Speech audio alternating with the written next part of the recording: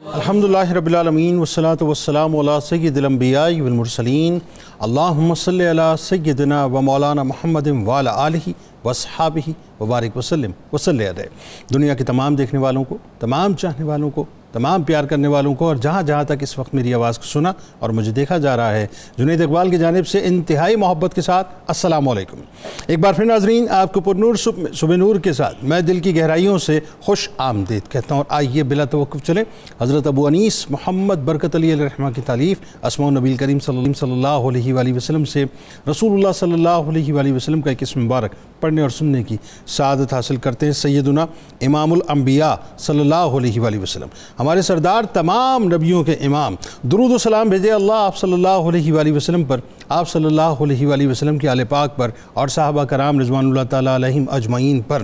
حضرت سیدنا انس رضی اللہ سے مروی ہے کہ حضور نبی کریم صلی اللہ علیہ وآلہ وسلم نے ارشاد فرمایا کہ بروز قیامت سب سے پہلے میں اپنی قبر انور سے نکلوں گا، جب لوگ وفد بن کر جائیں گے تو میں ہی ان کا قائد ہوں گا، اور جب وہ خاموش ہوں گے تو میں ہی ان کا خطیب ہوں گا، میں ہی ان کی شفاعت کرنے والا ہوں جبکہ وہ روک دیے جائیں گے۔ ناظرین، ہمارے ساتھ آج آپ نے ضرور جڑے رہنا ہے، کیونکہ ایک ایسے عظیم الشان نبی کی بارگاہ میں انشاءاللہ مل کر ہدیہ عقیدت پیش کرتے ہیں جن کی آمد کی خوشخبری اللہ تبارک و تعالیٰ نے قرآن پاک میں ان کے دادا حضرت ابراہیم علیہ السلام کو عطا فرمائی، جو خود نبی، جن کے والد نبی، جن کے دادا جد الانبیاء، جن کی نسلوں میں انبیاء کا تسلسل، جو اپنے والد اسحاق علیہ السلام کی دعا کا مجسم، اور جن کی نسلوں میں نبوت و بادشاہت و خیر و برکت ان کے والد ہی کی دعا کا ثمرہ بنی، جو بنی اسرائیل کے جد ٹھہرے اور جن کی وجہ سے ان کی نسل بنی اسرائیل کہلائی، جو آدم علیہ السلام سے لے کر دنیا کے آخری شخص تک اس دنیا کی سب سے بڑی پراپرٹی کے اونر بنے، جن سے بڑھ کر دنیا کی کسی پراپرٹی کا جو ہے کوئی اونر نظر نہیں آتا، جنہوں نے 100 بھیڑوں کے بدلے میں بیت المقدس کی پوری سرزمین کو خریدا، اور جن کے قدموں کی برکت سے اور جن کی پراپرٹی پر وہ بیت المقدس آباد ہوا، جو انبیاء کرام علیہ السلام کا مسکن بھی رہا، اور جو آج بھی ناظرین ذہن میں رکھیے دنیا کی مہنگی ترین جگہوں میں سے ایک ہے۔ اسی سرزمین پر ہیکل سلیمانی کی تعمیر ہوئی، اسی سرزمین پر مسلمانوں کا قبلہ اول یعنی مسجد اقصیٰ ہے، اسی سرزمین پر یہودی اپنے مساحے کے منتظر ہیں، اور اسی سرزمین پر کنگڈم آف ڈیوڈ وہ آج بھی قائم کرنا چاہتے ہیں اور اسی پر لگے ہوئے ہیں، اور اسی سرزمین پر ناظرین ذہن میں رہے کہ ملحمۃ الکبریٰ یعنی فائنل بیٹل ہونی ہے، اور اسی سرزمین کو اللہ تعالیٰ نے حشر کے میدان میں تبدیل کرنا ہے۔ اور دیکھ لیجئے ناظرین کہ آج اس سرزمین پہ کیا ہو رہا ہے کہ اسرائیل نے تاریخ کی بدترین چڑھائی یعنی 20 برسوں میں ایسا حملہ نہیں کیا جو آج فلسطین کی سرزمین کے اوپر کیا ہے۔ میں اسی لیے اس بات کی ذرا ریلیونس آپ کو سمجھانا چاہتا ہوں۔ ناظرین کرام، حضرت یعقوب علیہ السلام کا قرآن مجید کی تقریباً 16 آیات میں نام یعقوب کے ساتھ ذکر فرمایا گیا۔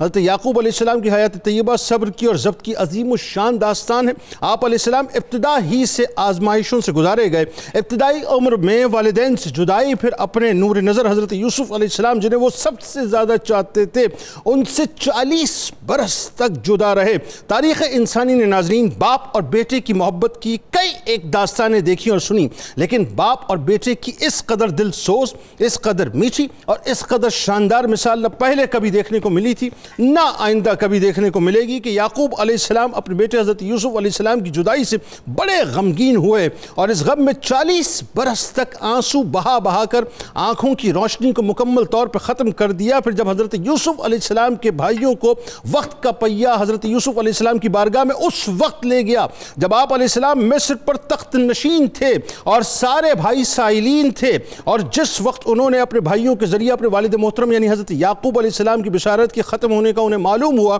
تو چشم فلک نے وہ منظر دیکھا کہ بیٹا اپنے والد کے لیے اپنی قمیض بطور تبرک بھیج رہا ہے تاکہ میں فراق میں یعنی میرے فراق میں جو آنکھیں چلی گئی ہیں وہ دوبارہ لوٹ آئیں، اور وہاں والد یعنی حضرت یعقوب علیہ السلام کی اپنی نور نظر سے محبت کا یہ عالم ہے کہ میلوں میل کے فاصلے سے اپنے شہزادے کے کرتے کی خوشبو کو سونگ رہے ہیں۔ اور بات یہ نہ رکی باقی ناظرین، بلکہ بیٹے کا وہ فراق جو حضرت یعقوب علیہ السلام کی آنکھوں کی روشنی لے چکا تھا، باپ اور بیٹے کی محبت کی انتہا تھی کہ ابھی اپنے نور نظر کا دیدار نہیں کیا، لیکن کرتے کا لمس آنکھوں کو ملا اور اللہ نے ان کی آنکھوں کے نور کو لوٹا دیا۔ اور یہ مرتبہ بھی حضرت یعقوب علیہ السلام کا ہی خاصہ ہے ناظرین کہ جس وقت آپ اپنے اہل و عیال کے ساتھ اپنے شہزادے حضرت یوسف علیہ السلام سے 40 برس بعد ملاقات کرتے ہیں تو کنعان سے مصر جب روانہ ہوئے اور جس لمحے آپ علیہ السلام مصر کی سرزمین میں داخل ہوئے تو چشم فلک نے ایک بیٹے کی جانب سے ایک باپ کا ایک ایسا پروٹوکول دیکھا کہ کائنات میں وہ پروٹوکول کسی اور کا نہ تھا۔ جو مصر پر حکمرانی کرنے والے ایک بیٹے نے اپنے باپ کے لیے پیش نہیں کیا تھا،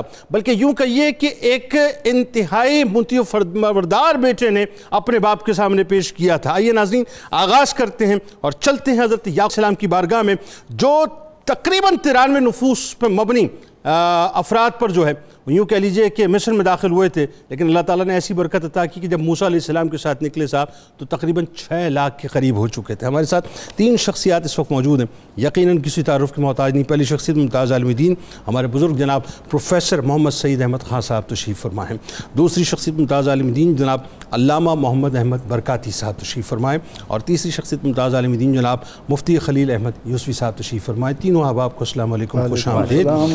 اور ناظرین ذہن میں رکھیے کہ آج پروگرام کے دوسرے حصے کے آخر میں انشاءاللہ یہ جو سویڈن میں قرآن کو ظاہر ہے جلانے کا جو انتہائی دلسوز واقعہ اس پہ بھی بات کریں گے، لہٰذا آپ نے ضرور ہمارے ساتھ جڑے رہنا ہے۔ اچھا جی پروفیسر صاحب، سب سے پہلے آغاز آپ سے کرتے ہیں، ذرا آپ یہ بتائیے، پہلے تو میرا خیال ہے تعارف سے آغاز کیجیے۔ اللہ تعالیٰ نے جو رفتیں جو بلندیاں عطا فرمائیں حضرت یعقوب علیہ السلام کو، سب سے بڑی بات یہ ہے کہ جو بشارتیں حضرت ابراہیم علیہ السلام کو اللہ تبارک و تعالیٰ نے ایک ہی وقت میں بیٹے اور پوتے کے حوالے سے، وہی سے آغاز کیجیے۔ بسم اللہ الرحمن الرحیم،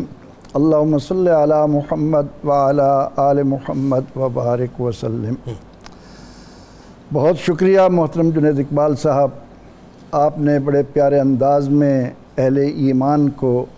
ان حقائق کی طرح متوجہ کیا کہ ہم اللہ کے ان مقبول بندوں کے ساتھ اپنے تعلق کو مضبوط بنا کر اپنی دنیا اور آخرت کو سنوار لیں۔ جناب سیدنا حضرت یعقوب علیہ السلام سلسلہ انبیاء علیہ السلام میں وہ مرتبہ و مقام رکھتے ہیں کہ سرور دو جہاں صلی اللہ علیہ وسلم نے ان کے لیے کریم ابن کریم ابن کریم ابن کریم سبحان اللہ، جن کو رحمت عالم صلی اللہ علیہ وسلم نے کریموں کا خاندان قرار دیا ہو، ان کی عظمتوں کا بیان، ان کو ملنے والی اللہ کی طرف سے رفعتیں کس میں ہمت ہے کہ ان کو بیان کر سکے۔ سبحان اللہ۔ سیدنا حضرت یعقوب علیہ السلام جن کا ذکر ہم عہد قدیم میں 170 بار دیکھتے ہیں اور قرآن کی 10 سورتوں میں 16 مرتبہ نام کے ساتھ آپ کا ذکر موجود ہے، اللہ رب العزت نے آپ کو یہ مرتبہ و مقام عطا کیا ہے کہ آپ کا لقب ہے اسرائیل۔ اسراء کے معنی ہے عبد، ایل کے معنی اللہ، اسرائیل عبداللہ، اللہ کا بندہ۔ قرآن کریم نے یہ نام کائنات کو اس انداز میں دیا کہ بار بار 41 بار قرآن کریم میں بنی اسرائیل کا لفظ آیا ہے، اے اولاد یعقوب۔ بنی اسرائیل کا معنی ہی ہے اولاد یعقوب جی۔ تو سیدنا حضرت یعقوب علیہ السلام چونکہ حضرت اسحاق علیہ السلام کے بیٹے ہیں اور حضرت ابراہیم علیہ السلام کی عمر تقریباً 100 برس ہو چکی ہے اور آپ کے ہاں اسماعیل علیہ السلام کے بعد اولاد نہیں ہوئی جی، اللہ تعالیٰ کی طرف سے فرشتے آتے ہیں جو صدوم کو تباہ و برباد کرنے کی ڈیوٹی پر تھے، لوط علیہ السلام کی قوم۔ وہ تھوڑی دیر کے لیے حضرت ابراہیم علیہ السلام کے پاس ٹھہرے، آپ نے انہیں مہمان سمجھ کر میزبانی کا شاندار انتظام کیا، لیکن بعد میں معلوم ہوا کہ یہ فرشتے ہیں۔ تو وہ فرشتے آئے ہی اس لیے تھے کہ حضرت ابراہیم علیہ السلام کو ان کے بیٹے اور ان کے پوتے کی خبر دیں۔ سبحان اللہ۔ فرمایا کہ وَوَهَبْنَا لَهُ إِسْحَاقَ وَيَعْقُوبَ نَافِلَةً وَكُلًّا جَعَلْنَا صَالِحِينَ، کہیں فرمایا کہ وَوَهَبْنَا لَهُ إِسْحَاقَ وَيَعْقُوبَ وَكُلًّا هَدَيْنَا، کہیں تو فرمایا کہ یہ سارے کے سارے صلحاء تھے، کہیں فرمایا کہ ان سب کو ہم نے ہدایت سے بہرہ مند کیا۔ تو سیدنا حضرت یعقوب علیہ السلام کا یہ شرف اس انداز سے آج ہم جب کسی اللہ کے نیک بندے کے بارے میں یہ ذکر کرتے ہیں کہ ان کے آنے کی خوشخبری اللہ کے فلاں ولی نے دی، تو یعقوب علیہ السلام وہ خوش نصیب ہیں کہ ان کے آنے کی اطلاع رب کریم نے ان کے دادا کو دی۔ کیا کہنے، سبحان اللہ، کہ سیدنا ابراہیم علیہ السلام کو بتایا گیا کہ ہم آپ کو اسحاق بھی عطا کر رہے ہیں اور ساتھ زائد حضرت یعقوب علیہ السلام بھی آ اللہ رہے اکبر، ہیں۔ سبحان اللہ۔ تو سیدنا حضرت یعقوب علیہ السلام کی جب دنیا میں تشریف آوری ہوئی اور آپ اس انداز سے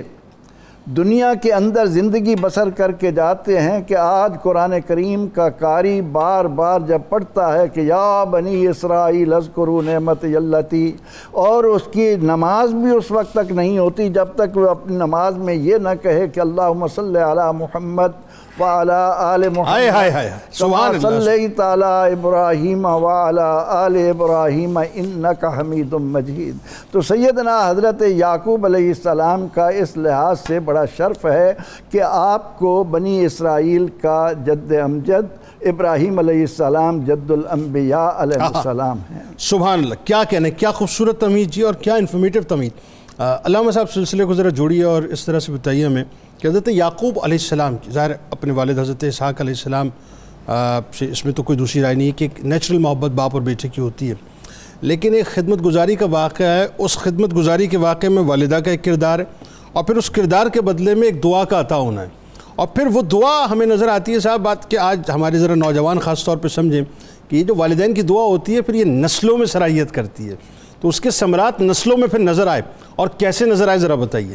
بسم اللہ الرحمن الرحیم وَكُلًّا نَقُصُّ عَلَيْكَ مِنْ أَنْبَاءِ الرُّسُلِ مَا نُثَبِّتُ بِهِ فُؤَادَكَ، صدق اللہ العظیم۔ آج کا جو صبح نور کا خوبصورت پروگرام ہے اور اس میں حضرت سیدنا یعقوب علیہ السلام آپ کی ذات والا تبار کے حضور نذرانہ عقیدت پیش کر رہے ہیں، تو یہ در حقیقت قرآن پاک نے ایک بہت ہی خوبصورت سبق عطا کیا ہے، اور ارشاد فرمایا وَكُلًّا نَقُصُّ عَلَيْكَ مِنْ أَنْبَاءِ الرُّسُلِ۔ اللہ فرماتا ہے کہ ہم رسولوں میں سے جس کا بھی جو واقعہ بیان کرتے ہیں اس کے بیان کرنے کا ایک مقصد یہ ہوتا ہے مَا نُثَبِّتُ بِهِ فُؤَادَكَ، تاکہ آپ لوگوں کے دلوں کو مضبوطی عطا کر دی جائے۔ تو انبیاء کا ذکر جو ہے وہ ہمارے دلوں کے لیے مضبوطی کا باعث ہوتا ہے، تو اس میں سے حضرت سیدنا یعقوب علیہ السلام وہ عظیم المرتبت ہستی ہیں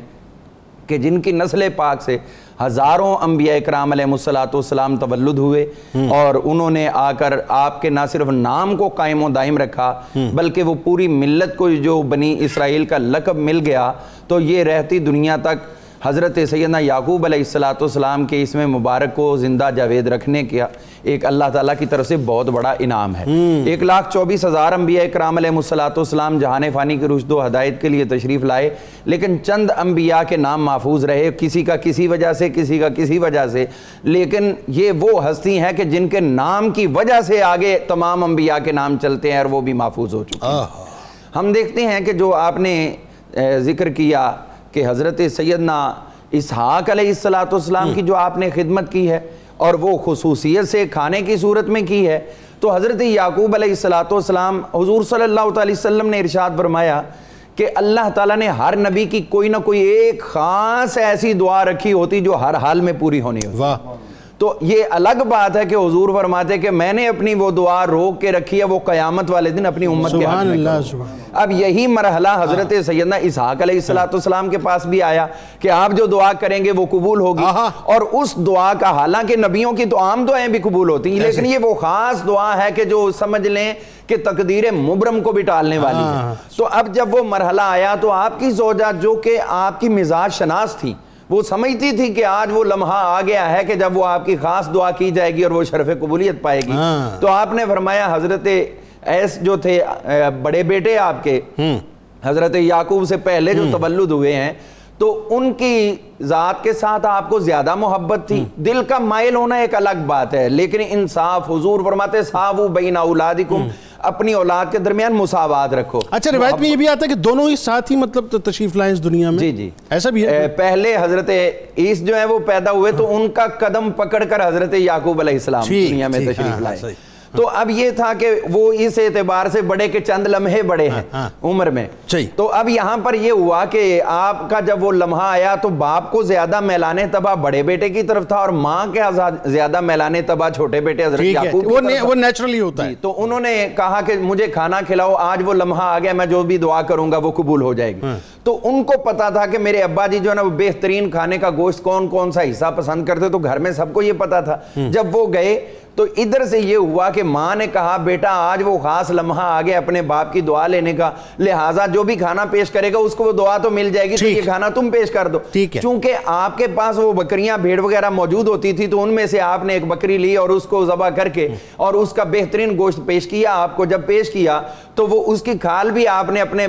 جو بدن پہ چڑھا لی, اور اس کے ساتھ یہ تھا چونکہ حضرت عیسی جو تھے ان کے جسم پر بال زیادہ تھے اور ان کے جسم جو اس طرح بالوں سے بے نیاز تھا. تو جب ادھر گئے تو انہوں نے پوچھا کون ہے, تو آپ نے عرض کیا میں ابا جی آپ کا بیٹا ہوں. اب وہ بیٹا تھا. تو اس طرح یہ صورتحال بن گئی, یہاں تک پہنچی کہ حضرت اسحاق علیہ السلام نے وہ کھانا بھی تناول کیا. فرماتے کہ آواز تو مجھے لگتی ہے جس طرح یہ آواز بڑے بیٹے کی ہے, لیکن یہ جسم بتا رہا ہے جیسے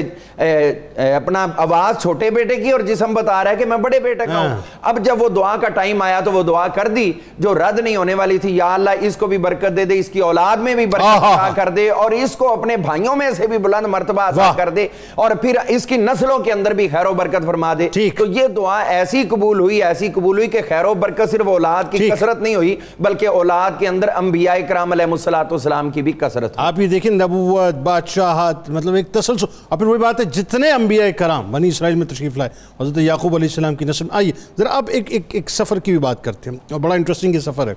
اور اس سفر کے دوران جو ہے آپ کو ایک خواب بھی مطلب جو ہے وہ نظر آتا ہے, اس میں کچھ آپ کو بشارت بھی دی جاتی ہے.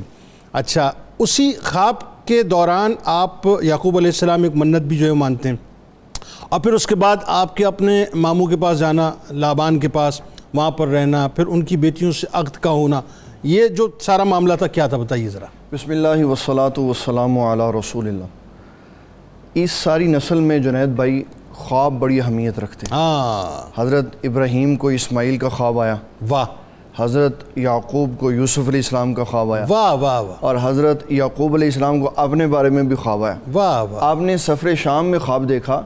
کہ سیڑھی لگی ہے زمین سے آسمان تک اور فرشتے اتر رہے ہیں, اچھا, اور اس میں آپ کو انوار و تجلیات سے نوازا جا رہا ہے, واہ. جب آپ نے یہ خواب دیکھی تو آپ نے یہ سمجھا کہ اللہ تعالیٰ نے مجھے بزرگی کے لیے خاص کر لیا. تو آپ نے دو باتیں اپنے دل میں رکھیں, اگر میں صحیح سالم اپنے ابا جان کے پاس پہنچا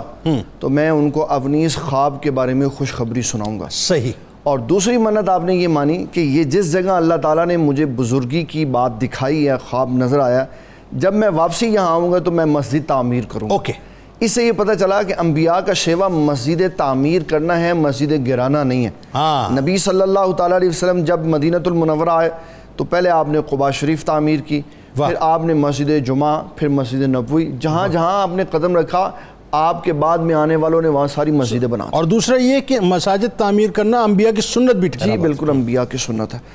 یہ انبیاء کی سنت سے پہلے رب کائنات کی سنت ہے. واہ. اللہ تعالیٰ نے سب سے پہلے مسجد دو تعمیر کی, مسجد اقصیٰ اور مسجد, سبحان اللہ, اور دونوں کے درمیان میں 40 سال کا فاصلہ رکھا. اور پھر جب آپ اپنے ماموں جان کے پاس گئے تو روایات میں یہ موجود ہے کہ 20 سال آپ نے وہاں گزارے. تو ماموں نے اپنے اس بھانجے کے ساتھ اپنی بیٹی کا نکاح کیا 10 سال کے بعد, پھر 7 سال کے بعد دوسری بیٹی کا نکاح کیا. یہاں میں یہ اپنے ناظرین کو بتاتا چلوں کہ یہ جو قرآن مجید کی سورۃ النساء کی آیت ہے, حرمت علیکم ان تجمعوا بین الاختین, کہ تم پر حرام کر دی گئیں دو بہنیں اکٹھی,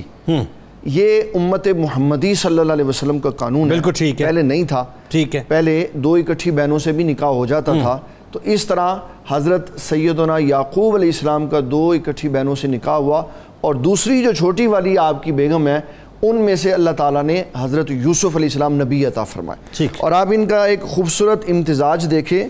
کہ حضرت ابراہیم علیہ السلام, پھر ان کے دونوں بیٹے نبی, پھر ان کا پوتا نبی, پھر پوتے نبی, اور پوری لڑی نبی ہے. اور آپ کی پشت مبارک میں 1 لاکھ سے زائد اللہ تعالیٰ نے نبی عطا فرمائے. بھائی دیکھیں نا کتنا بڑا شرف ہے کہ آپ جتنے بھی انبیاء بنی اسرائیل تشریف لائے ان کے جد آپ ٹھہریں. اللہ اکبر, یعنی کتنا بڑا شرف ہے. جی. اور پھر جب اللہ تبارک و تعالیٰ جل جلالہ کسی کو مقام کے لیے خاص کرتا ہے نا تو اس کی اطلاع اس کے افراد کو عطا فرماتا ہے. اور حضرت سیدنا اسحاق علیہ السلام کو اللہ تبارک و تعالیٰ نے یہ پہلے خوشخبری سنائی تھی کہ ہم آپ کو جو بیٹا عطا فرمائیں گے یعقوب، وہ بھی عزت و مرتبے والا ہوگا. سبحان اللہ. تو یہ ایک بڑا کمال ہے اس خاندان میں کہ حضرت یعقوب علیہ السلام کو کثیر اولاد عطا فرمائی، کثیر مال عطا فرمایا، عزت و شرافت والے بیٹے اور آگے نسل عطا فرمائی. اور یہ ان کا ایک شرف ہے کہ اللہ تبارک و تعالیٰ نے ان کو عزت کے ساتھ نوازا. یعنی یہاں پہ ہم اس بات کو آسان کرنے کے لیے لوگوں کے کہ یعقوب علیہ السلام سے لے کر عیسیٰ علیہ السلام تک جتنے بھی انبیاء کرام علیہ السلام تشریف لائے وہ یعقوب علیہ السلام کی ظاہر وہ سارے ہی حضرت ابراہیم علیہ السلام، حضرت ابراہیم علیہ السلام، ظاہر حضرت ابراہیم علیہ السلام، حضرت اسحاق علیہ السلام، حضرت یعقوب علیہ السلام کی اولادوں میں سے، اور حضرت اسماعیل علیہ السلام سے جو ہیں نبی کریم صلی اللہ علیہ وسلم کی ولادت. اور بغض کی وجہ بھی یہی بنی ہے کہ وہ جو عزت رسول اللہ صلی اللہ علیہ وسلم کی ہمارے خاندان میں آنے کی وجہ سے ہماری بڑھنی تھی نا، وہ اولاد اسماعیل کی طرف چلی. ٹھیک ناظرین ہمارے ساتھ جڑے رہیے. لوٹ کے آپ کو بتائیں گے یہ جو میں نے ابھی بات کی تھی آپ سے پراپرٹی کے بارے میں، یہ بیت المقدس ظاہر ہے ایک ایسا علاقہ ہے، ایک ایسی سرزمین ہے جو پوری دنیا کے یوں کہہ لیجئے کہ اپنا سیاست کا مرکز ہے اس وقت. اور میں دس بستہ تمام دیکھنے والوں مسلمانوں سے خاص طور پہ گزارش کرنا چاہوں گا صاحب کہ اویئر رہیے، نگاہ رکھیے کہ ہو کیا رہا ہے اس وقت پوری دنیا کے اندر. آج 20 سالہ تاریخ میں سب سے زیادہ شدید حملہ اس وقت اسرائیل نے اس سرزمین کے اوپر، فلسطین کے اوپر کیا ہے. کیسے اونرشپ آپ کے پاس اس پراپرٹی کی ہے یہ ہم پروفیسر صاحب سے آپ کو معلوم کر کے بتائیں گے، اور ساتھ ساتھ آپ کو یہ بتائیں گے کہ آپ کے بھائی عیس سے ملاقات کے بعد جب 20 برس بعد آپ ملے تو وہ کیا معاملہ تھا، اور وہ جو آخری اوقات اب آپ کے والد گرامی کی خدمت کے آپ کو میسر آئے یعنی حضرت اسحاق علیہ السلام کے، وہ کیا تھے. درود پاک سرکار کی بارگاہ میں، سرکار کی آل کی بارگاہ میں پیش کیجیے.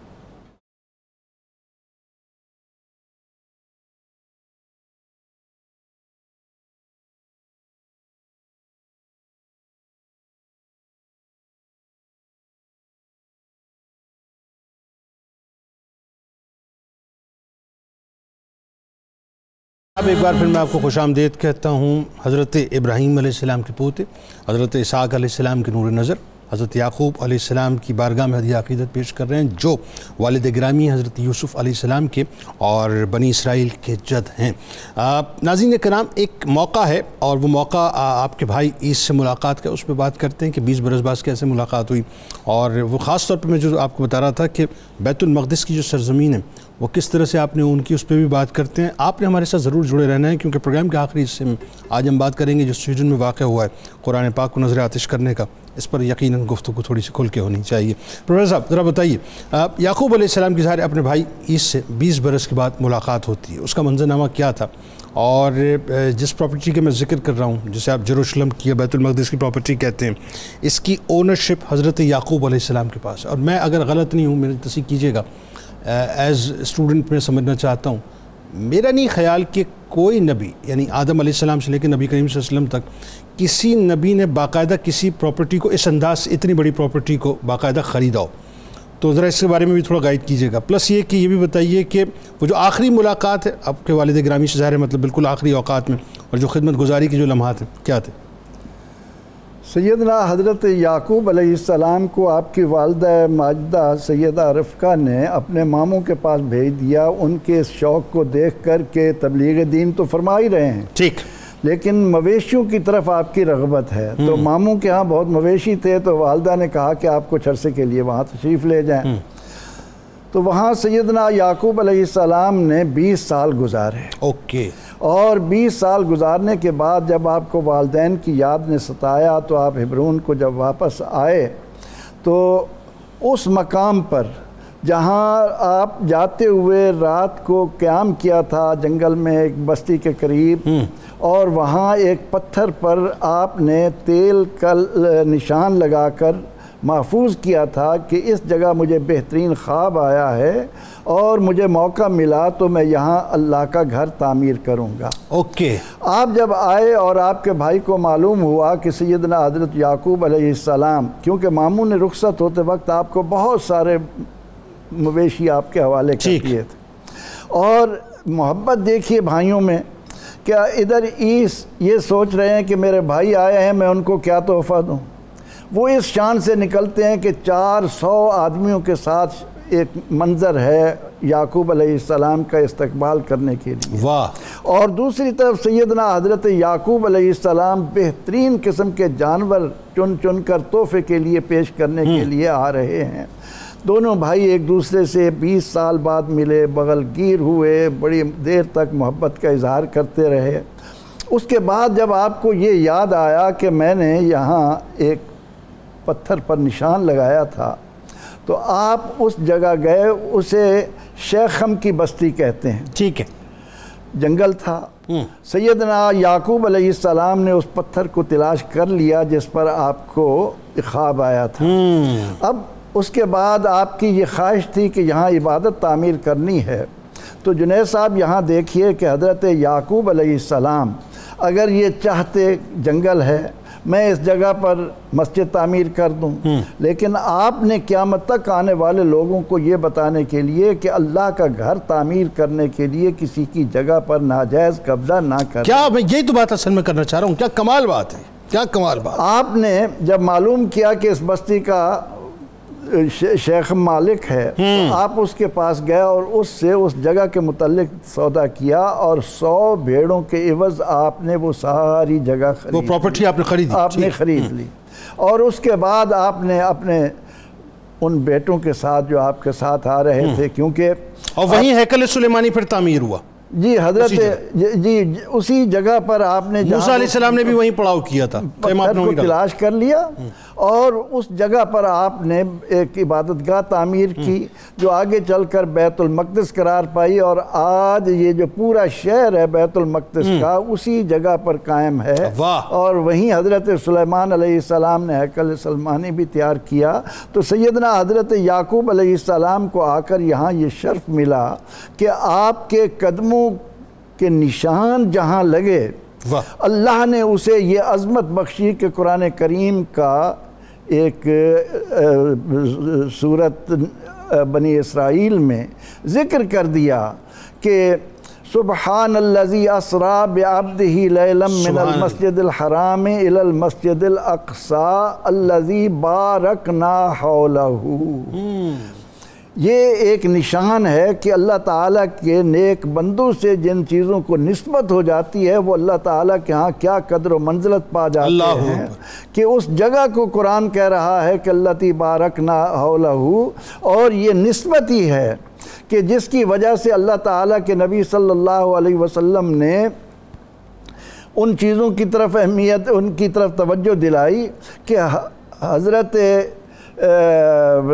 یعقوب علیہ السلام کے قدم لگے وہ جگہ اتنی مقدس ہوئی، اور اصحاب کہف کے ساتھ کتے کی نسبت ہوئی، اللہ نے اسے کہاں سے کہاں پہنچا دیا۔ ایسا ہی۔ اور آپ دیکھیے ایک اور بات خاص طور پر قطع کلام کی معذرت، یعقوب علیہ السلام کو اللہ تبارک و تعالیٰ نے اس ظاہر یوں کہیے کہ اس فیضان سے بھی خاص طور پہ نوازا کہ آپ کے والد گرام کی دعائیں جو ہیں خاص طور پہ آپ کو حضرت اور آخری اوقات میں بھی وہ خدمت گزاری کا آپ کو موقع ملا۔ ان دعاؤں کی برکت تو بیان ہم کر چکے کہ لاکھوں یعنی 1 لاکھ کے قریب انبیاء علیہ السلام آپ کی اولاد میں آئے بنی اسرائیل میں۔ پلٹ کے آخری اوقات میں والد کے پاس گیا، پھر اس کے بعد آپ نے یہ کیا کہ والدین کی خدمت مجھ پر لازم ہے، اور ہبرون پہنچے، اپنے والدین کی خدمت کی، اور آپ کا بھی مزار وہیں ہے جہاں ابراہیم علیہ السلام اور اسحاق علیہ السلام ہیں۔ یہ تو آپ کی وصیت تھی یوسف علیہ السلام، حضرت یعقوب علیہ السلام بھی وہیں پر تشریف۔ اچھا اب ذرا چونکہ یوسف علیہ السلام کا ذکر آ گیا تو آئیے ذرا، اس سے زیادہ عالی شان مثال باپ اور بیٹے کی محبت کی کائنات میں ہو ہی نہیں سکتی، اور یہ تو ایسا واقعہ ہے کہ بس اللہ اکبر۔ اور خاص طور پہ میں چاہوں گا جو ینگسٹرز ہیں صاحب وہ ذرا اس واقعے کو توجہ سے سنیں جو علامہ صاحب بیان کر رہے ہیں، یعنی یعقوب علیہ السلام اور یوسف علیہ السلام کی محبت صاحب سبحان اللہ، بتائیے کیا حسین واقعہ ہے۔ اسی طرح ہے جی کہ ہر باپ کو اپنے بیٹے سے محبت ہوتی ہے، لیکن بیٹا وہ کہ جو حسن کا شاہکار ہو، اور جس کو خود حسن کے بادشاہ آقا کریم علیہ السلام فرمائیں کہ میں نے تیسرے آسمان پہ یوسف علیہ السلام کو اپنے مکمل حسن کے ساتھ دیکھا ہے، اور وہ اسی طرح ہے جس طرح 14ویں رات کا چاند ہو۔ تو جن کی ایک تو بچپن کی پھبن ہو اور اوپر سے من موہنی صورت ہو، اور پھر اس کے ساتھ ساتھ اس ہستی کو خود حضور بلکہ حضرت سیدنا قاضی ثناء اللہ پانی پتی رحمۃ اللہ تعالی مجدد الف ثانی کا جو قول نقل کیا ہے، وہ فرماتے ہیں کہ حضرت یوسف علیہ السلام کا جسم بھی جنت سے تھا اور آپ کا حسن بھی جنت سے تھا، تو جو ان تمام چیزوں کا شاہکار بن کے زمین پہ تشریف لائیں اور پھر شفقت پدری بھی ہو، اور اس کے ساتھ ساتھ یہ ہے کہ حضرت سیدنا یعقوب علیہ السلام بھائیوں میں سے چھوٹے تھے، تو یوسف علیہ السلام بھی اس وقت بھائیوں میں سے چھوٹے تھے، تو وہ اپنا بچپن بھی ان میں نظر آتا ہو۔ پھر یہ دیکھا جائے کہ مرحومہ زوجہ محترمہ کی وصیت بھی ہو کہ خاص یوسف علیہ السلام کا خیال رکھنا ہے۔ جب یہ تمام چیزیں جمع ہو جائیں تو پھر آپ دیکھیے کہ ایک باپ اپنے بیٹے سے کس طرح محبت کرتا ہے، اور پھر باپ کو پتا ہے کہ میری تمام اولاد میں سے یہی ہے جو آنے والے وقت کے اندر شان نبوت سے فائز ہوں گے اور اظہار نبوت ہوگا، میرا روحانی فیض سب کا سب انہی سے جاری ہوگا۔ تو یہ تمام پیار محبت حضرت سیدنا یعقوب علیہ السلام کی یوسف علیہ السلام سے یہ داستان بیان کرتی ہے کہ باپ تو باپ ہوتا ہے سب کا، لیکن جب باپ دیکھتا ہے کہ اندرونی حقیقی جواہر اس کے اندر کیا ہے اور ان کے ساتھ خلق کثیر کو نفع ہونا ہے، یعنی یوں سمجھ لیں کہ میرے نام کو زندہ یہی رکھے گا اور میری شان کو اس کی شان سے سمجھا جائے گا، تو پھر باپ بیٹے سے محبت کرتا ہے، تو پھر وہ حضرت یعقوب اور حضرت یوسف کی صورت میں سامنے آتی ہے۔ دنیا کے اندر جتنے بھی حسن کے استعارے ہیں وہ سارے کے سارے حسن یوسف کے جلوے ہیں۔ اگر کسی کے ساتھ کچھ بھی ہم کرتے ہیں تو وہ تمام کا تمام پیار محبت، جب بھی بات کرتے ہیں آج تو لوگوں نے خوشبو ہے تو اس کا نام بھی حسن یوسف رکھ دیا، کسی نے پاؤڈر کا میک اپ کا اس کا بھی حسن یوسف رکھ دیا۔ تو میں یہ بات کہتا ہوں کہ جب یہ تمام استعارے اس سے ہیں، دنیا اپنی چیزوں کو آج بھی سیل آؤٹ کرتی ہے تو حسن یوسف کی برکت سے کرتی ہے، تو جن کے سامنے وہ حسن یوسف ہوگا تو پھر اس وقت باپ اپنے بیٹے سے کیسے محبت کرتا ہوگا۔ حضرت سیدنا یعقوب علیہ السلام اپنے فرزند ارجمن سے جو دیکھا تھا کہ انہوں نے خواب دیکھا ہے، تو یہ خواب تو حضرت یوسف علیہ السلام کو جو درجہ ظاہر کر رہا تھا، باپ جانتے تھے کہ وقت آئے گا کہ ہماری شریعت کے اندر جو سجدہ جائز ہے وہ میں بھی اسی کو کروں گا۔ تو جب باپ مستقبل کی اس نگاہ سے دیکھ رہا ہو اور پھر بیٹا وہ کہ جس کو تمام بیٹوں میں سے حضرت ابراہیم علیہ السلام کی قمیض بھی عطا کر دی ہو، تو یہ تمام چیزیں بتا رہی ہیں کہ محبت سب کے سب ان کے ساتھ ہی۔ اور یہاں پہ جو مجدد صاحب فرماتے ہیں کہ یوسف علیہ السلام کوئی بھی لباس پہنتے کہ جب وہاں سے وہ آپ نے لباس باپ کے لیے روانہ کیا تھا، پہلے ان کی محبت اب بیٹے کی محبت، تو جو بھی لباس پہنتے حضرت سیدنا یوسف علیہ السلام کے جسم کی برکت سے کسی بھی نابینے کی آنکھوں کے ساتھ لگایا جاتا تو اس کو بھی وہ حسن بصیرت اور بصارت عطا کر دیتا۔ تو یعنی جن کا تعلق در تعلق حسن کے جلوے بکھیرتا ہو، تو جس سے تولد کیا ہو تو وہ باپ اپنے بیٹے کے ساتھ کس طرح پھر وارثگی نہیں کرتا ہوگا۔ حضرت سیدنا یعقوب علیہ السلام کا اسی لیے ہم دیکھتے ہیں کہ آپ نے اپنے بیٹے کے ساتھ، یہ بہت بڑی ایک بات ہے کہ جب بیٹا کنویں میں تھا قمیص سمیت تھے تو تب تو باپ کو پتہ نہیں چلا کہ بیٹا بظاہر ادھر ہی ہے، لیکن جب وہ 250 میل دور سے وہاں سے وہ کپڑا لے کے نکل رہے ہیں، اب باپ کو خبر ہے نہیں، خبر تو پہلے بھی تھی لیکن اظہار خبر کا اب ٹائم آیا تھا کہ وہاں بتایا جا رہا ہے کہ تم میرے یوسف کی کیا شان سمجھتے ہو، میں تو اس کی قمیص کی بھی اتنی شان سمجھتا ہوں۔ قدرت نے ایک پروسیس سے گزار کے ان کو مصر کی جو ہے وہ پرانی عطا کرنی تھی نا، وہاں سے وہ چلتے ہیں۔ اب یہاں پہ دیکھیے کہ اگر وہ قاصد قمیص لے کر مصر سے نکلتا ہے تو خبر حضرت یعقوب کو کنعان میں ہوتی ہے، تو پھر یہی دیکھیے کہ جب غلام اپنے گھر سے چلتا ہے تو پھر میرے آقا کو بھی خبر۔ واہ واہ واہ واہ، کیا کہنے، سبحان اللہ۔ اور یہ دیکھیے آپ کہ 40 برس کوئی کم نہ ہوتے مفتی صاحب، کہ 40 برس جو ہیں ایک باپ اپنے بیٹے کے فراق میں روتا رہا، بینائی چلی گئی اور 40 برس کے بعد بینائی لوٹی۔ اور وہی بات ہے کہ جیسے میں نے ابتدا میں جملہ ادا کیا کہ کنعان سے جب مصر آپ روانہ ہوئے تقریباً 93 نفوس، لیکن جو پروٹوکول زمین و آسمان نے دیا ہے ایسا پروٹوکول کوئی بیٹا اپنے باپ کو دے ہی نہیں سکتا رہتی دنیا تک۔ تو یہ وائس ورثہ ظاہر ہے باپ اور بیٹے کا معاملہ۔ آخر میں حضرت یعقوب علیہ السلام کے ظاہر ہے جب پردہ فرمانے کا وقت آتا ہے، آپ نے کچھ وصیتیں فرمائی اور وہ وصیتیں وہ نصیحتیں ایسی ہیں کہ میرا خیال ہے اگر اولاد سمجھے تو اولاد کے لیے ایک منشور ہے پورا، بلکہ مسلمان کے لیے ایک منشور ہے، وہ بتائیے ذرا، اور خاص طور پہ جو آپ کی تدفین ہوئی کس طرح ہوئی، کیا اس کے بارے میں آپ کی وصیت بتائیے۔ اللہ تعالیٰ جل جلالہ نے قرآن مجید فرقان حمید میں سورۃ البقرہ کی آیت 132 اور 133 میں دونوں وصیتیں بیان فرمائیں۔ اللہ تعالیٰ فرماتا ہے کہ وَوَصَّى بِهَا إِبْرَاهِيمُ بِبَنِيهِ وَيَعْقُوبُ وصیت کی ابراہیم علیہ السلام نے اپنے بیٹوں کو اور یعقوب علیہ السلام نے اپنے بیٹوں کو، یا بنی ان اللہ اصطفیٰ لکم الدین، کہ اے میرے بیٹو اللہ تعالیٰ نے تمہیں دین کے لیے چنا ہوا ہے، فلا تموتن الا وانتم مسلمون، زندہ بھی مسلمان رہنا اور جب دنیا سے جاؤ گے تو بھی مسلمان رہنا۔ اور دوسری بات، جب حضرت یعقوب علیہ السلام کی وفات کا وقت قریب آیا تو آپ کی دوستی ملک الموت سے تھی، بڑے آدمی تھے، دوستی بھی بڑے آدمی سے لگائی ہوئی تھی۔ تو حضرت ملک الموت روح قبض کرنے کے لیے جب تشریف لائے تو آپ نے فرمایا کہ ابھی ہمارا ارادہ نہیں ہے جانے کا، تو آپ واپس چلے جائیں، پہلے کوئی اپنی نشانی بھیجیے گا پھر اس کے بعد ہم جائیں۔ دوبارہ حضرت اسرائیل علیہ السلام آئے تو کہا میں نے تو کہا تھا آپ نے کوئی نشانی بھیجنی ہے، تو کوئی نشانی نہیں بھیجی، تو کہا میں 3 نشانیاں بھیج کے آیا ہوں۔ یہ آپ کی داڑھی شریف کے بال سفید ہو گئے، یہ پہلی نشانی ہے،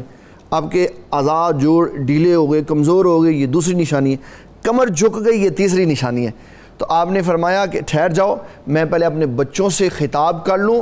پھر میں اس کے بعد تمہیں بتاؤں گا۔ اور پھر سارے بچوں کو بلایا، فرمایا ما تعبدون من بعدی، میرے بعد کس کی عبادت کرو گے؟ یہ ہے بات، یہ اصل یہ ہے بنیاد۔ یہ اپنے بچوں کو بتانا ہے کہ کس مذہب اور کس مسلک اور مشرب کے ساتھ وابستہ رہنا ہے۔ ما تعبدون من بعدی، میرے بعد کس کی عبادت کرو گے؟ تو کہا نعبد الہک و الہ آبائک ابراہیم و اسماعیل و اسحاق الہ واحد، ہم آپ کے آباء و اجداد کا جو الہ ہے ابراہیم، اسماعیل، اسحاق، ان کا جو الہ واحد ہے اس کی عبادت کریں گے۔ اور پھر جب یہ تسلی ہو گئی تو پھر آپ نے حضرت اسرائیل علیہ السلام کو کہا کہ اب آپ اپنا فریضہ ادا کر سکتے۔ اور جب دوسری طرف تدفین کی بات آئی تو آپ نے مصر میں 24 سال گزارے ہیں حضرت یوسف علیہ السلام کے پاس۔ جب ملاقات ہوئی اس کے بعد 24، پھر آپ نے فوت ہونے سے پہلے حضرت یوسف علیہ السلام کو وصیت کی کہ میری قبر جو ہے وہ کنعان میں بنانی ہے، حضرت اسحاق علیہ السلام کے پہلو میں۔ اس سے یہ پتہ چلا ہے جو ہمارے آج کے دور کے لیے بہت بڑی بات ہے کہ نبی اللہ ہیں لیکن ساتھ نیک بندے کا چار ہیں۔ واہ! یہ کیوں کہا؟ اس لیے کہ رہتی دنیا تک یہ لوگوں کے دلوں میں خواہش رہے کہ ہر بندہ جتنا مرضی نیک ہو۔ ہم دعا کرتے ہیں یا اللہ زندگی میں نیک بندوں کا ساتھ عطا فرما، مرنے کے بعد نیکوں کے ساتھ قبر عطا فرما۔ کیوں کہتے ہیں؟ اس لیے کہتے ہیں کہ جو اللہ تعالیٰ انوار التجلیات اور رحمتیں ان پہ برسا رہا ہوتا ہے اس کو کچھ حصہ مل جاتا۔ واہ! اور پھر ایران سے ایک آئی ہوئی کتاب جس میں یہ واقعہ لکھا ہوا ہے کہ امام حسین رضی اللہ تعالیٰ عنہ کی جو قبر مبارک ہے اس کے 70 گز تک جتنے لوگ ہیں بخشے ہوئے ہیں، اس کا جواب دیتے ہوئے اسلام کے ایک بہت بڑے آدمی حضرت میاں میر رحمۃ اللہ تعالیٰ علیہ نے پھر جواب دیا، کہا کہ تم یہ بات کرتے ہو امام حسین کی، تو بتاؤ امام حسین کن کے نواسے ہیں؟ کہا رسول اللہ کے۔ تو فرمایا پھر عمر بن خطاب تو ان کے پہلو میں ہیں، ان کے اوپر کتنی رحمتیں برس رہی ہوں گی۔ تو بتا دیا کہ نیک لوگوں کی بھی یہی تمنا ہوتی ہے کہ ہمیں قبر میں نیک لوگوں کا ساتھ ملے، ان نیک لوگوں کے ساتھ کی وجہ سے اللہ ہمارے اوپر بھی رحمت فرمائے۔ سبحان اللہ، سبحان اللہ۔ آواز کو بلند کریں۔ پروفیسر صاحب ذرا بتائیے یہ جو واقعہ ہوا ہے یہ اتنا تکلیف دہ واقعہ ہے صاحب، اتنا تکلیف دہ واقعہ ہے، اور میں یقین مانیے مطلب میرے پاس سوال نہیں ہے کہ میں سوال آپ سے کیا کروں صاحب، کیا سوال کروں کہ آئے دن جو ہے ہمارے روح کو جو ہے ہماری ضمیر کو، ہمارے ایمان کو جھنجھوڑا جاتا ہے۔ بتائیے ذرا۔ جنید صاحب بات یہ ہے کہ اقبال نے کہا تھا کہ ہے جرم ضعیفی کی سزا مرگ مفاجات۔ بات یہ ہے کہ بجھی عشق کی آگ اندھیر ہے، مسلمان نہیں راکھ کا ڈھیر ہے۔ اسلام دشمن قوت ہیں جن کے بارے میں قرآن کہہ رہا ہے کہ قد بدت البغضاء من افواہہم، ان کے منہوں سے تو دشمنیاں ظاہر ہو ہی چکی ہیں۔ وما تخفی صدورہم اکبر، جو کچھ انہوں نے مسلمانوں اور قرآن کے خلاف، رسول اللہ صلی اللہ علیہ وسلم کے خلاف دلوں میں چھپا رکھا ہے وہ اس سے کہیں بڑھ کر ہے۔ اب بات یہ ہے کہ اہل ایمان کو کون بتائے کہ قرآن تمہاری بنیاد ہے۔ رحمت عالم صلی اللہ علیہ وسلم نے جب تک قرآن پاک کا نزول شروع نہیں ہوا امت مسلمہ کی بنیاد نہیں رکھی۔ جو چیز مسلمان کی بنیاد ہو اور اس بنیاد کے ضمن میں مشرکین کو ہم دیکھتے ہیں وہ کہتے تھے کہ لا تسمعوا لہذا القرآن والغوا فیہ، اس قرآن کو نہ سنو۔ اب دشمن کو معلوم ہے کہ یہ قرآن اس قدر محفوظ ہو چکا ہے کہ دنیا بھر کی قوتیں مل کر زور لگا لیں اس کو مٹایا نہیں جا سکتا کسی صورت نہیں۔ اب کسی میں یہ بھی ہمت نہیں کہ اس کی ایک صورت جیسا صورت بنا لائے، اس کا حفاظت کا وعدہ میرے رب نے کیا ہے صاحب۔ نحن نزلنا الذکر وإنا لہ لحافظون، ہم نے اتارا ہے، ہم محافظ ہیں۔ اب اللہ رب العزت تو محافظ ہے، لیکن اس نے اس حفاظت کی ذمہ داری جو امت مصطفیٰ صلی اللہ علیہ وسلم کو دی ہے، اسے یہ سوچنا چاہیے کہ ہم اپنے گھر کی معمولی چیز کی حفاظت کے لیے تو اپنا سب کچھ داؤ پر لگانے کے لیے تیار ہو جاتے ہیں، اور یہاں ہماری بنیاد کو ہلایا جا رہا ہے، ہماری غیرت کو اس انداز میں للکارا جا رہا ہے، اور ہم گھروں میں آرام سے کہ ہمارے کاروبار چل رہے ہیں، ہمیں نعمتیں مل رہی ہیں۔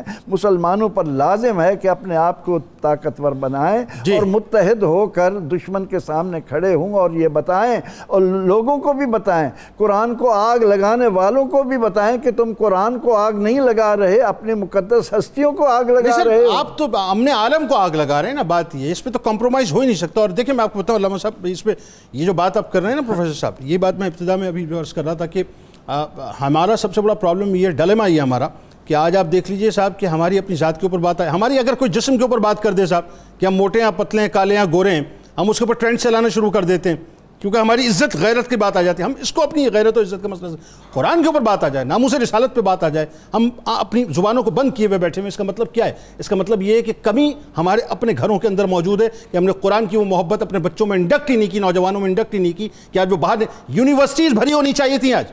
آج کالجز بھرے ہونے چاہیے تھے، آج سڑکیں بھری ہونی چاہیے تھی کہ قرآن کی محبت میں لوگ باہر نکلنے کو لوگ تیار نہیں ہیں۔ جی اسی طرح ہے کہ جب کسی کو آزادی دی جاتی ہے تو اس کی آزادی کی ایک لیمٹ ہے، اور وہاں تک ہے جہاں سے دوسرے کا چہرہ شروع نہیں ہوتا۔ جب وہ چہرہ شروع ہو جائے گا تو آپ کی آزادی ختم ہو گئی۔ تو یہاں پر یہ دیکھنا ہے کہ قرآن مجید سے ان لوگوں کو اتنی دشمنی ہے کیوں؟ وہ صرف اور صرف اس وجہ سے ہے، حالانکہ اگر دیکھیں اپنے پوائنٹ آف ویو سے تو جتنی عظمت انبیاء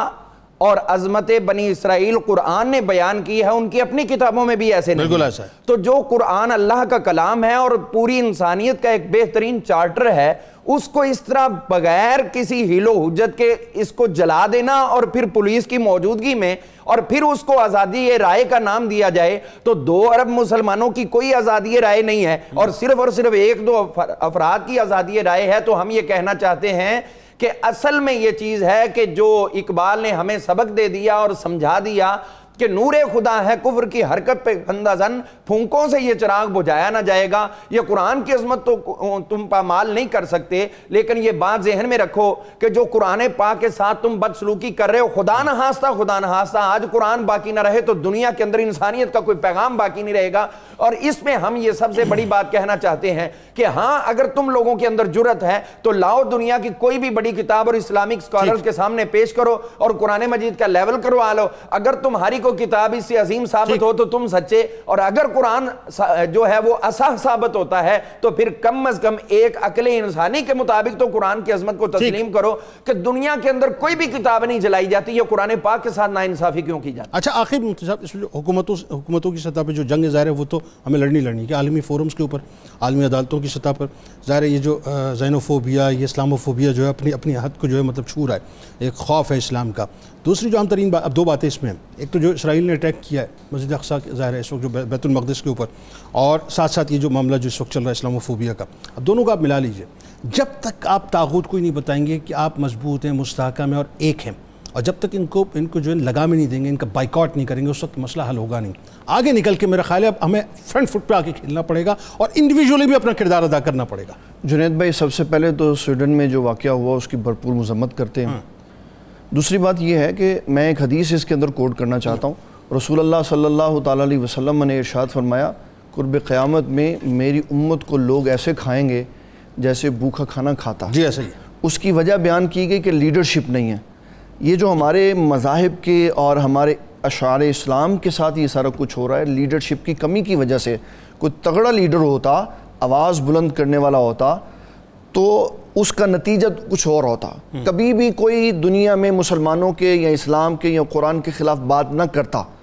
جب تک مسلمانوں میں یونٹی، اتحاد نہیں پیدا ہوگا، اور اتحاد کیسے پیدا ہوگا؟ جب آپ کا ہاتھ ایسے ہے تو اتحاد کیسے؟ پھر آپ کیسے بات کر سکتے؟ اس کے لیے خودداری چاہیے، اس کے لیے اپنے پاؤں پہ کھڑا ہونا پڑے گا، اس کے لیے اپنی حمیت و غیرت کو زندہ کرنا پڑے گا، پھر جا کے آپ مسلمانوں کا دفاع کر سکتے ہیں۔ کوئی بھی بھیک مانگنے والی قوم کسی بھی طرح اپنا دفاع نہیں کر سکتی۔ قرآن مجید اور اسلام کے دفاع کے لیے نبی صلی اللہ علیہ وسلم کا شب ابی طالب میں جانا، بھوکے رہ کر پتے کھا کر زندگی گزارنا، اور تھوڑے وقت میں زیادہ کام کر کے اپنی قوت کو مضبوط کر کے بتانا کہ اسلام طاقتور ہے۔ 2 ارب مسلمان کی بات کر رہے ہیں آپ، 4 ارب مسلمان بھی ہوں تو کچھ نہیں کر سکتے، اس لیے لیڈرشپ نہیں ہے۔ جو اسمبلی کے اندر بیٹھا ہوتا ہے، جن کے پاس قوت ہوتی ہے، فورس ہوتی ہے، جن کے ہاتھ میں ہتھیار ہوتے ہیں، ان کی آواز سنی جاتی ہے۔ مسلمانوں کے تمام حکمرانوں کو قرآن مجید کی عزت، عظمت، ناموس پہ اکٹھا ہو کر یہ فیصلہ کرنا ہوگا کہ اب ہمیں صرف مذمت نہیں کرنی، بلکہ جو قرآن کے بارے میں بات کرے گا اس کی مرمت کرنی ہے۔ جب ہم یہ فیصلہ کریں گے تو پوری دنیا میں امن قائم ہو جائے۔ بالکل ٹھیک، بہت شکریہ آپ تینوں احباب کا، آپ تشریف لائے۔ اللہ تبارک و تعالی ہم مسلمانوں کو عقل سلیم عطا فرمائے۔ کتاب و شفا، جائز حاجات کی قبولیت کا وظیفہ کہ ہر فرض نماز کے بعد کثرت کے ساتھ یہ کلمات یا کثیر الخیری و یا دائم المعروف پڑھنے سے ہر حاجت جو جائز حاجت ہے وہ انشاءاللہ پوری ہو جاتی ہے۔ حضرت یعقوب علیہ السلام کثرت کے ساتھ یہ کلمات پڑھا کرتے تھے۔ حضرت علی کرم اللہ وجہ الکریم کا کمال قول مبارک ہے کہ مجھے افسوس ہوتا ہے کہ ان لوگوں پر جو بخشش کی امید تو رکھتے ہیں لیکن اپنے ماتحتوں پر ظلم و تشدد کرتے ہیں۔ روزنامہ 92 نیوز میں آج مضمون ضرور پڑھیے گا۔ حضرت یعقوب علیہ السلام کے ٹویٹر پہ ہمیں فالو کر لیجئے، فیس بک پیج کو لائک کر لیجئے، یوٹیوب چینل کو سبسکرائب کر کے بیل آئیکن کو ضرور کلک کر لیجئے۔ آپ وہاں موجود ہیں، ہم یہاں موجود ہیں، مل کے نعرہ لگائیں گے، لیکن اس سے پہلے ذرا اپنی روح سے تجدید عہد وفا، لا یؤمن احدکم حتی اکون احب الیہ من والدہ وولدہ والناس اجمعین۔ اللہ تعالیٰ آپ کا، ہمارا، ہم سب کا، پاکستان کے لیے بھی دعا کیجئے، امت مسلمہ کے لیے بھی دعا کیجئے کہ اس کا حامی و ناصر ہو۔ پاکستان کا مطلب کیا؟ لا الہ الا اللہ محمد رسول اللہ صلی اللہ علیہ وسلم۔ رسول اللہ صلی اللہ علیہ وسلم۔